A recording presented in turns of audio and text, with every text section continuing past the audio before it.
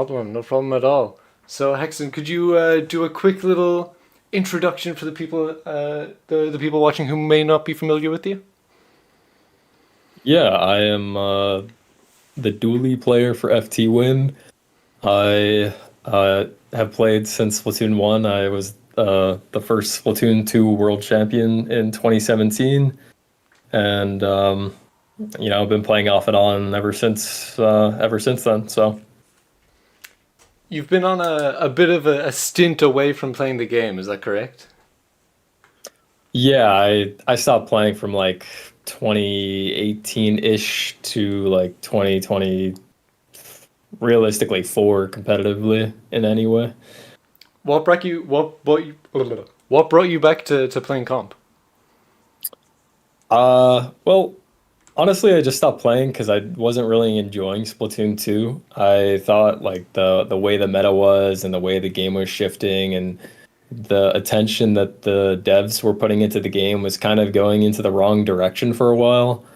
So it kind of just pushed me away. I wasn't really enjoying it, wasn't having fun with it. But as of the last like 2 or 3 years, I feel like the devs have actually been doing a good job and the game's fun again for me. So I just started playing, started getting better, and then FTWin kind of had a spot on their roster, and I'm friends with a bunch of those guys. So, it just kind of worked out that way.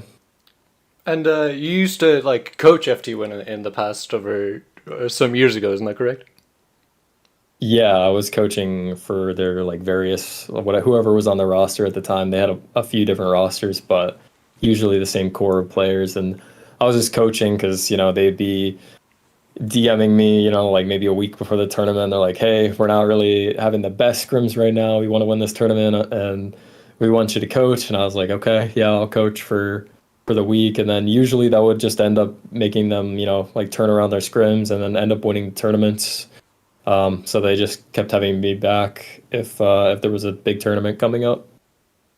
Is the dynamic different, like coaching FTWin versus playing for them? A little bit. I think I have a little bit more of a voice because I'm playing and I can actually see what's happening in the game a little bit better sometimes. But Kyo and I always kind of have this like co-captain type thing. And it was the same thing when I was coaching, is that I would say something and then he would, bounce back because at the time he was definitely playing a lot more and had more knowledge of the smaller things in the game. So we kind of just bounce off each other. But we're still doing that now, and we're probably just talking about the specifics a little bit more now. But before it was mostly the same. You know the drill. If you are watching, you're part of the action. Hit that sub button so you don't miss a single beat. Now, let's continue with the show. How like you mentioned like the last time you were kind of properly in the comp scene, it was kind of like 2018. How's that been treating you? Do you feel like you have to de-rust a lot? Yeah, it took me like maybe I think I've been like playing solo again for like a year and a half, and there was definitely some de-rusting. I felt like I was really, really bad for a while, and I still don't think I'm the best, as good as I could be, but I've definitely made a lot of improvements, and there were definitely players that, um, I would just play with friends and send out queue, and sometimes we'd have kind of a hard time, and now it's just at least in send out queue, if we ever play like it's a steamroll, like it's completely different. So at least results based, I can say for sure it's completely different, and I've gotten a lot better. And I know just generally it's harder to see the smaller things, but I'm very sure that I've improved a lot in that window as well. Speaking of completely different, to leave one game, Splatoon 2, and rejoin several years later, like a year into Splatoon 3. Has that been difficult given the kind of several layers of differences between the two games? Too much. I feel like the fundamentals are all pretty similar, and even when I wasn't playing, I was like coaching sometimes or just like maybe watching a tournament here and there. So I kind of have an idea of what's going on in the game. I would say that learning Splatoon 3 in depth was a lot harder because I think players have gotten a lot better over the years. Japan has definitely gotten really, really good. And the mechanics of the game have also improved and become more dynamic, and there's just generally a higher skill ceiling in the game now. So it took a while to figure that all out. But Splatoon 2 was definitely more of a simple game in some ways, and Splatoon 3 has expanded that a lot and gone back kind of to the roots of Splatoon 3 of like more skirmishes and less like forced, 4v4 special team fights. So it took some time to get used to, but I think I'm finally getting the hang of it now. In Splatoon 2, it definitely it felt more, if you used the things at the right time in the right order, it felt very safe. But like even in Splatoon 3, when you're doing things at the right time, there's always an element of risk. The game feels very like it feels less easy to understand. It feels more chaotic. Yeah, there's a lot more going on. I mean, for example, like armor versus cooler. Armor, you would literally just click the button and everyone on your entire team, if they're alive, no matter where they are on the map, would get it. But cooler, you actually have to go grab it. And, that just changes the game completely. Because yes, you have a like a buff special for your team, but it's not a guarantee that you get it, and it's not so easy basically. And it's just a lot more fun and interesting to me. Um, I have in my notes that you've started creating analysis content recently. Yeah, I figured I was always just like watching Japanese tournaments and solo and monthly challenges, and I watched a Peak a Day video that Kyo had sent me about like the scene needing coaching and analysis, and I was like, what the hell? I'll just post a video. I don't think this first one's very good, and it actually ended up being my best video so far somehow. Um, and people really seem to like it. And it really didn't take that much time because I mean, it's hard to rattle off a bunch of information about the game very quickly. I have to get better at speaking, and it's good practice for me for sure. But it's definitely a challenge to get used to speaking all the time, trying to analyze things a little bit more deeply, or just trying to know who every single player is on the team or something. I'm still getting used to everything and trying to get better at what kind of content people want to watch and whatnot. But I'm kind of just watching it and then making a video about it pretty quickly, uploading it, and then adapting my YouTube strategy to see if people like the video or not, and then just slightly modifying. So yeah, it's been fun so far. I've been enjoying it, and I actually just recorded a bunch of videos yesterday, so I'll be posting for the next few weeks at least. The next follow up question in my notes is, will we be expecting more from you? So it's good.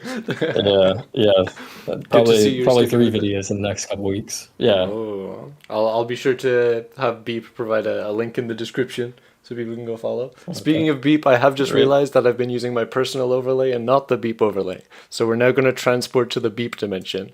I'd like to apologize to Beep.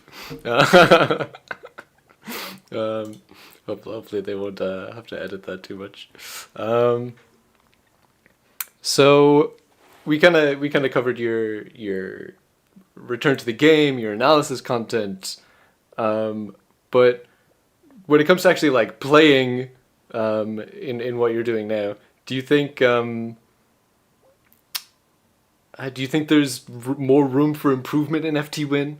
Where do you stand there? Oh yeah, no doubt we have a lot of room to improve. We honestly have not practiced as a team, as at least our core four, very much at all. I genuinely think we've only practiced since like maybe right before the league has started, maybe like 3 times. So not a lot of scrims going on there. And then individually, we've been very busy. So I think Kyo's probably been the most active. He's been working hard. And then I've definitely been practicing as well, but I've been, out of town for, sometimes like last week I was out of town, so we couldn't play. And I think the first week as well. So we've definitely been lacking a little bit of practice, and we're kind of getting into it. We're kind of just trying to like manage our way through this league since a lot of us have different conflicting schedules, and also we're very busy during the week. So trying to practice like this week, we haven't practiced at all, and we probably won't we probably won't going into the league this week. But individually, we all have so much room to improve. We're always trying to catch up to Japan and try to learn from them. I think a lot of the other teams in the league, like Milky Way and CS, are very strong, and I know they're practicing a lot, so we have to watch out for them. And yeah, there's just a ton of room to improve overall. How's been the actual like experience of playing in the NA League? Because I know everything I've heard has been it's been relatively positive, with the one caveat that you have to give up like 10 hours on a Saturday. Yeah, yeah. I would say the good thing about playing that long for us, especially, is that we are actually practicing. That is, I'd say the league is probably more time that we've spent practicing than any other time as four. So that was good, but it does take a long time on a Saturday. I think that's why it's kind of difficult to like maybe last week Sam could play during the ladder format, but we didn't have he couldn't play during the bracket, so we couldn't play. And it can take quite a bit of time. And I'm glad it's at least not both days on the weekend, because then it would just be, you're giving up your entire weekend. But I like it. It's good fun. It's a lot of practice. The bracket is a lot of fun too. It's just a little bit long. Like maybe if they shorten the ladder format just a little bit to be 2 hours instead of three, and then maybe shorten the bracket just a little bit somehow. I'm not sure how. Then it could be a couple hours shorter, and that would be nice. But I can understand they've already put everything into place, and it might be a little bit hard to do that. When it comes to like the team dynamic on FTWin, how does the team structure like taking fights? Is there a designated shot caller, or is it more equally shared? How does that work? I would say that Keo and Sam, or not Keo and Sam, Biscuit and Sam are pretty much just playing the game. Like they're focusing on themselves. They're calming what they're doing, and trying to keep things like Biscuit especially will try to keep things at a wrap, and Sam will just kind of go for plays. Um, Keo is definitely like more of an in-game shot caller. He's definitely talking a little bit more during the games and trying to figure everything out. And then I'm kind of just filling the gaps and trying to see what's open and try to like encourage some communication sometimes. Like in Clan Blitz, that mode definitely requires the most amount of communication. So I'm trying to see how many clans we have and trying to see what we can do. But mostly I'm just focused on my own gameplay. So it's mostly Keo just talking in the game, trying to organize our team and trying to see how the fights are going. Past the kind of urge to become the NA League champions, what's the next milestone for you in Splatoon? Yeah, well, winning week after week would be nice, and then winning the playoffs is definitely the big one. Like that'd be awesome if we were able to do that.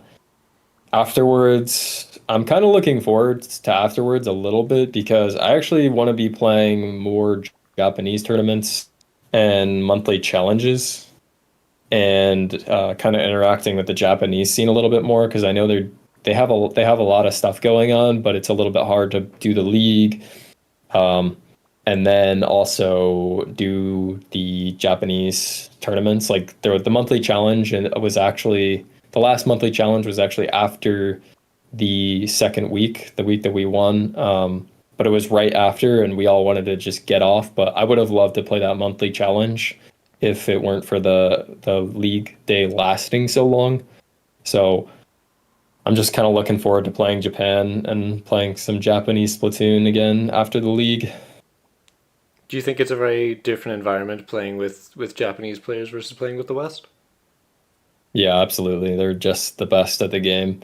They have so many talented players. They have just a lot of different type of players. Like there are a lot more weapons being used there because there's nobody playing wellstring in the West, but in Japan they have at least a few designated guys that are really good at that, using it in the monthly challenge. And we're pretty limited on players in NA, but also just in general in the West. It was kind of a discussion that kind of drew out for a little bit back in SWS.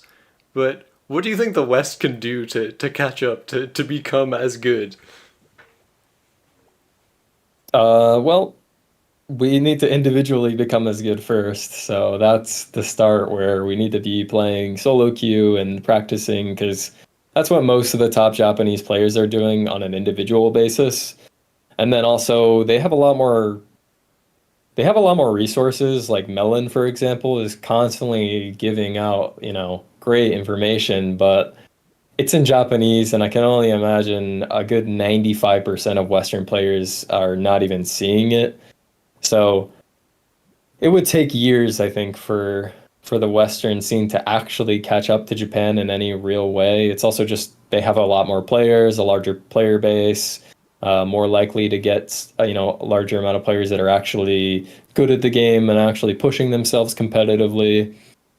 It's just going to take for one team to like actually maybe win an area cup or win a monthly challenge, which is extremely difficult and would take at least a year or two if we had the right players and if we had, just the right situation brewing up that would make that occur. But it's definitely just it's a hard feat. It's like comparing North American League of Legends to Korean League of Legends.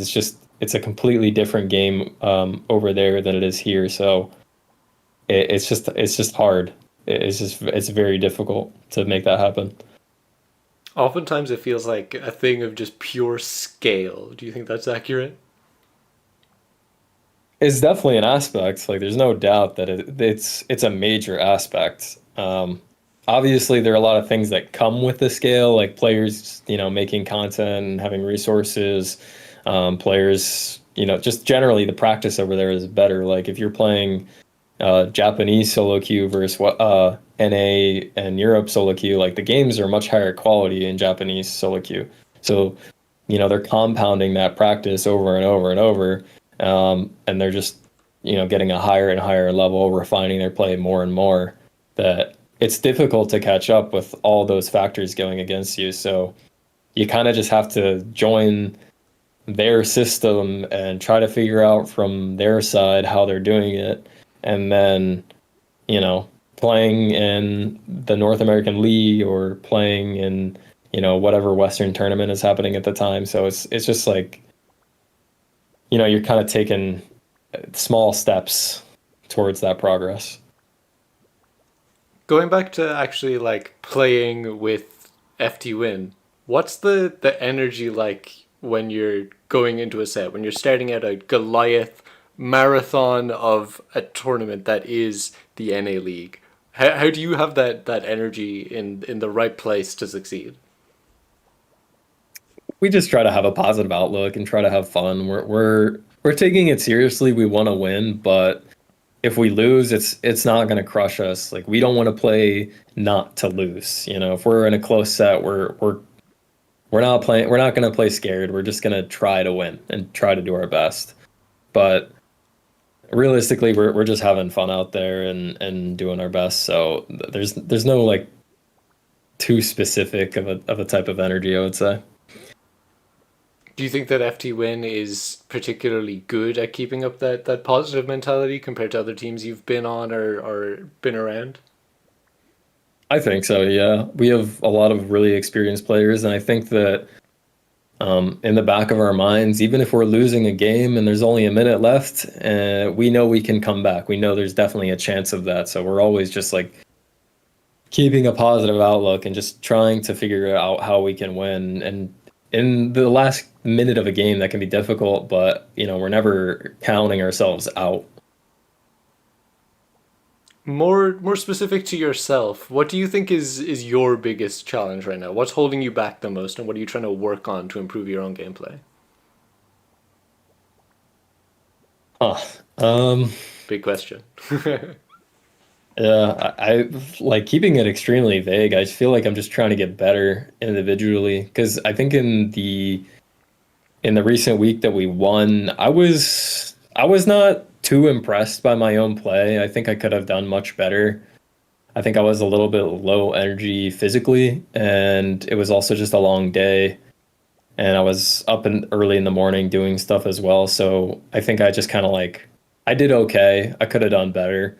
So this upcoming week, I'm kind of just looking to make sure that I'm playing better on an individual basis, and also trying to figure out some of the modes and stuff that we hadn't really practiced because there are a ton of map mode combos, and there are definitely some that we haven't really practiced much.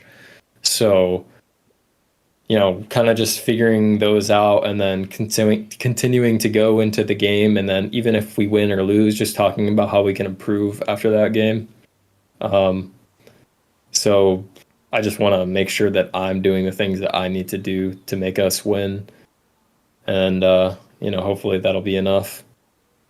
You mentioned in there like poor sleep or being up early or just having a lack of energy like affecting performance. How important do you think it is to look after your sleep, to eat well, to be like physically, emotionally healthy and ready to play in a tournament like that?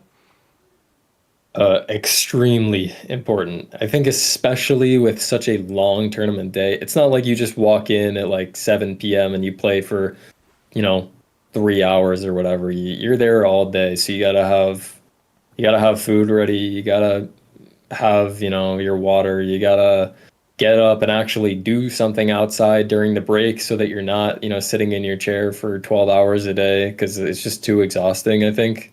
At least for me, I don't really want to be doing that. And you gotta be prepared. You gotta know what you're gonna do and know what you're getting yourself into. So getting sleep and eating well and just feeling good throughout that period is gonna make you play better. To kind of rewind all the way in history back to day one. How'd you first pick up the game? How'd you first get into Splatoon? Okay, yeah, I used to play Mario Kart competitively, so I knew a lot of guys that kind of started playing Splatoon 1 back in 2015. And some of them were talking about the game, and I looked at it and I was like, I don't, the game just looks kind of weird. Like, it doesn't look that fun. I don't really think people are going to continue to play it after a bit because I've seen people, try a game for a few months and then just go back to Mario Kart Wii, and they just, they always come back. But then I actually saw that some of the guys from Imperius were like playing in a tournament, and I was like, okay, I'll just watch this tournament. I think I was watching Nike, who is a really popular Splatoon 1 player. And I was like, wait, this game actually looks cool, and it actually seems like it has depth, and it's not just a basic, kiddie shooter. Basically, it has a lot of dynamics going on. So I decided to give it a try, and then um, I actually joined Imperius when they got sponsored, quote unquote, because it was like a half sponsor by Exultants. And then I just slowly started getting better at the game, and then I made my own team with Deadbeat because I couldn't really find a team. So I was just like, whatever, I'll just make my own. And I found Power and Pengit and Tim, and we just started playing pickups. And then we actually just started winning outright. So we, stuck together as a team. But it was definitely a fun journey in the first year or two. Back then, in that first year or two, did you ever think you'd get to the heights that you've reached and the position that you are in now? Uh, yes and no. I think I wasn't really anticipating continuing to play this game for that long. I think I didn't really anticipate this game growing in the way that it did because it's quite popular in Japan and even in the West. Like occasionally I'll meet someone in real life that actually knows the game, which I think is cool and is not very common. But I think competitively, like just as a competitor, I was kind of looking around at the teams that were winning at the time, and I thought, honestly, these guys aren't that good. I think I can just be better than them. And it took some time, but eventually we just started winning, and we had a really strong roster, and and we had really talented players. So, we just started winning, and then, trying to take our talents to Japan and trying to play over there. And eventually, we won the NA champs and then Worlds, and we were feeling really good. And then sponsors started coming through, and it was a really cool experience overall. Do you think that Splatoon has impacted your life a lot? Do you think you'd be anywhere? Do you think you'd be the same person without it? No, I don't. And actually, the biggest reason is because I think I met Pengit, who is a really, really good friend of mine, and I think, have impacted each other's lives a lot. So I never would have met him if it weren't for the game, and some other friends as well, and just become who I am as a person. So I think the game has definitely had a pretty positive impact on my life in a lot of ways. I think Splatoon, especially in my experience, it has a really nice mix of attributes that naturally, in my experience, leads people to to form these friendships that can last a long time. I think it's the collaborative nature of it, tied with a couple other things. But every person that I hear talk about this game, one of the first things that they always talk about is all the people that they met through it. Yeah, it definitely has an interesting community, and I met a lot of cool people here. So Okay, Hexen, the big final question. This is this is the biggie. Who do you view as your biggest rival? biggest rival. Uh, I mean, it's definitely between Milky Way and Fives or Crush Soda. Um, I think that they're both good teams, and they both offer, like, they both have a little bit different of a strategy. I think Crush Soda is very good mechanically. I think they have very good mechanical players, and they're just kind of duking it out, fighting in a lot of situations, and that makes them pretty good in some modes. I'd say Milky Way is probably a little bit more organized. They played together for a long time. They have, people that have done really well in the scene for a really long time and played well. Um, I think it's hard to say between the two of them. They're both really good teams, but if I had to pick one, I would probably just say, because of the organization, Milky Way is just a really good team, and they'll probably give us our biggest match, but I would not put Crush Soda down in any way. I think they could definitely come out of the woodwork and be a really strong team and be a good contender to win as well. Do you think FTWin is going to walk away with the W? I hope so. I think so. We have some really good players. Like Biscuit and Sam especially are absolutely unreal. I think Biscuit is one of the best players in the West without a doubt. He's just so talented. Sam is super up and coming and has made some big improvements lately. Keo is great and has always been great, and I think I'm just trying to, like, keep up and do my best and keep the team in a good place. So I think we have a really good chance of winning. Yeah. Well, we'll have to stay tuned and find out. Um, Hexen, do you have any closing remarks? Do you have anything you want the people at home to know? Uh, Check out my YouTube channel, I guess. I'm trying to grow it. I just started about a month and maybe less than a half ago, so I'm just trying to do some stuff over there and trying to show some cool games from Japanese players, and yeah, just try to connect the scenes a little bit and have a good time doing it. So check my YouTube out. You got any other socials you want to plug? Where can the people find you? Yeah, I think my Twitter and Blue Sky are Hexen HXN. And then my Twitch stream that I can't really stream on right now because my internet's not very good is just Hexen. So I will eventually stream there whenever the time is right. Perfect. Okay. Thank you so much for your time, and here's to hoping FTWin's able to carry the dub out. Yeah, thank you very much. Thanks for having me. No problem. All right. Thanks for your time, Hexen. Yeah. Bye bye.